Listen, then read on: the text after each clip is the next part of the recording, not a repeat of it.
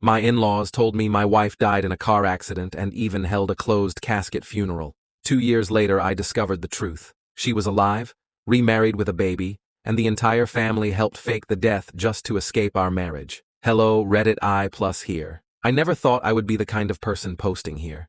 I used to read stories like this during lunch breaks and think, there is no way an entire family could pull off something so cruel. I was wrong. 2 years ago, my wife Celine died. At least, that is what everyone told me. We had been married for 6 years.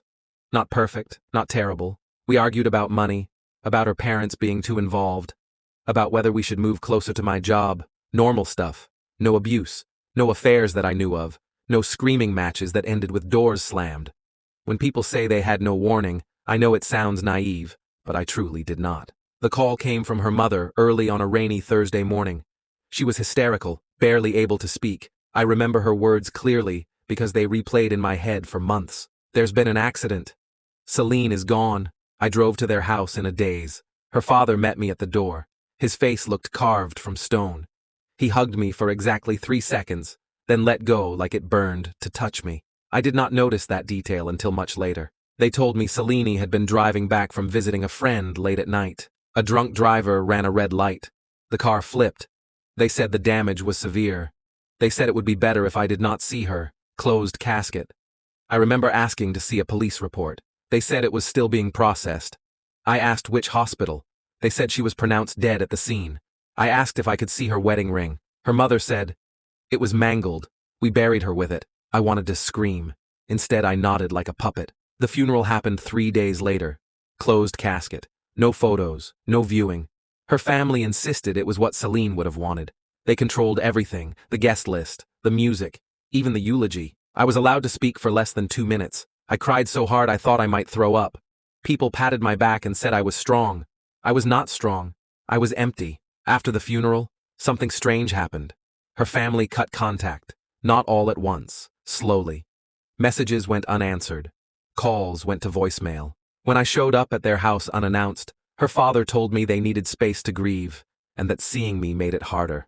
I blamed myself. I thought maybe I reminded them of her too much. I stopped trying. The first year after her death was a blur.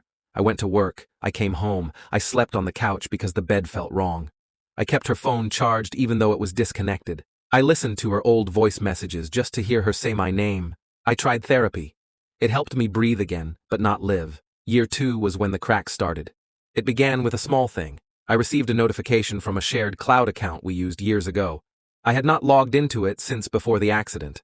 There was a login alert from a new device. At first, I assumed it was a glitch. Then I saw a new photo uploaded. It was a blurry picture of a baby wrapped in a yellow blanket. The caption stopped my heart. First day home. I stared at the username. It was Celine's old email. My hands shook so badly I dropped my phone. I spent the entire night telling myself it was a coincidence. Someone reused her email. The system glitched. Grief makes people see things. By morning, denial was gone. I clicked deeper. The account had been active for months. Photos, grocery lists, messages, a profile picture. It was her. Alive, smiling, thinner, maybe happier, standing next to a man I had never seen. Her hand resting on his arm like it belonged there. I threw up in the sink. I did not confront anyone right away. I became quiet and careful. I created a fake account and followed her public profile. She had changed her last name. Her location showed a city 3 states away. Her parents were in the comments. So were her siblings. Heart emojis. Baby emojis. Congratulations. They had buried an empty box and let me mourn a living woman. I hired a private investigator. I needed proof, because part of me still thought I was losing my mind. The truth was worse than I imagined. Celine had planned everything months before the accident. She had told her family she felt trapped in the marriage and wanted a clean break. No divorce. No confrontation. She wanted to disappear. Her family helped her fake the crash. The car had been stripped and staged. A corrupt tow operator was paid off. Fake documents were filed. A closed casket made sure no one asked questions. She moved in with another man within weeks. She met him before she died. They married less than a year later. The baby was his. When the investigator showed me the full report, I sat in my car for an hour and laughed until I cried. I confronted her parents first. I brought copies, photos, Records. Her mother collapsed into a chair. Her father did not apologize. He said, "She is happy now. That should be enough." I asked them how they slept at night knowing they watched me cry over a coffin filled with nothing. He told me I should move on. I contacted a lawyer. There are ongoing legal steps. I cannot share details yet, but yes, faking a death has consequences. I never confronted Selene directly. I wrote one message. "I know." She blocked me within minutes. Some nights, I still wake up thinking she is dead. Other nights, I wish she were. Then I hate myself for thinking that. The woman I loved did die, just not in the way I was told. If you are reading this and something feels off, trust yourself. Closure does not come from answers. It comes from choosing to live anyway. You see, after I sent that single message and got blocked, something inside me shifted. For 2 years, I had been grieving a ghost. Now, I was angry at the living. The first thing people ask when I tell this story is why I did not notice sooner. The answer is simple and ugly. When you are drowning in grief, you trust the people who claim to be holding the rope. I started replaying everything with fresh eyes. The rushed funeral, the lack of paperwork, the way her family never let me handle anything, the way they discouraged me from asking questions, framing it as respect for the dead. Every strange moment suddenly lined up like dominoes. I stopped therapy and found a new counselor. This time, I was not mourning. I was unraveling deception. That is a different kind of pain. Grief makes you numb. Betrayal keeps you awake. The lawyer confirmed what the investigator already told me.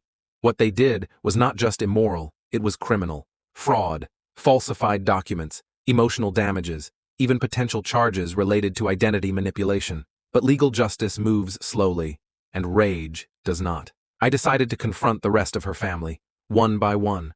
I visited her sister first. I did not warn her. I showed up at her workplace during lunch. When she saw me, her face drained of color. I asked one question. "How long did you know she was alive?" She cried, loudly, in public. She said she was sworn to secrecy. She said she thought it would be better for everyone. She said Selene was afraid of me.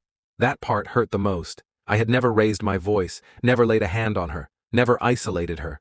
Yet somehow, I had been rewritten into a monster to justify erasing me. I asked her if watching me cry at the funeral felt better or worse than telling me the truth. She did not answer. Her brother was worse. He laughed nervously and said, "Man, you are still on that? Still on that?" As if mourning a spouse was a hobby I had failed to quit. I stopped expecting remorse after that. The legal process dragged on for months. I had to relive everything in statements, every detail, every moment.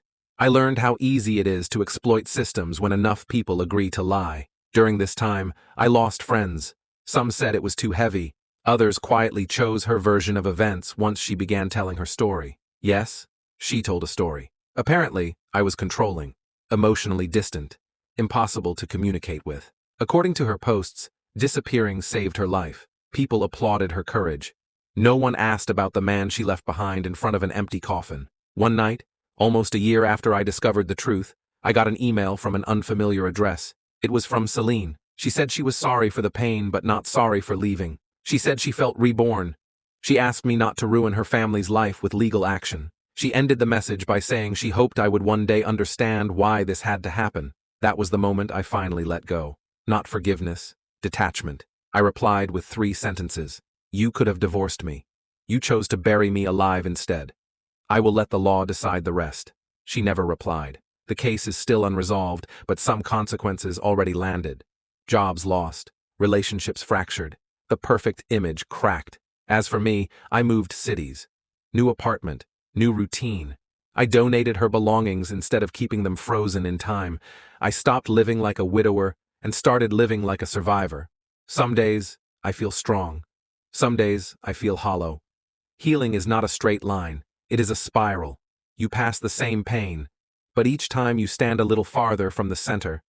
If there is one thing I learned, it is this. People who can fake a death can fake love just as easily.